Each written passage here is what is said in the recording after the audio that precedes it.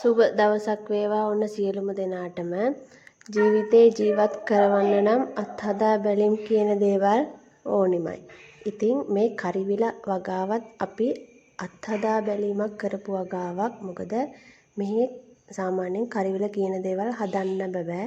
මොකද සතුන්ගෙන් ගොඩාක්ම හානිය වැඩි. ඉතින් ඉටි කවර දමලා මේ වගාව කොහොම හරි අපි සාර්ථක කරගත්තා. අපි පොඩි අයගේ වගාව මේ. එයාගේ පොඩි අත්හදා බැලීමක් තමයි මේ. ඉතින් කොහොම හරි වැඩේ සාර්ථකයි.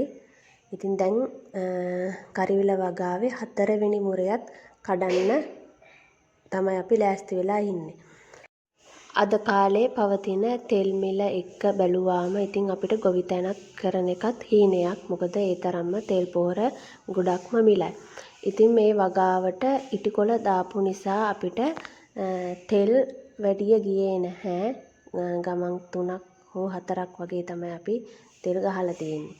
ඉතින් කොහොම හරි ඉටිකොල දාපු නිසාම වගාව සාර්ථක කරගත්තා.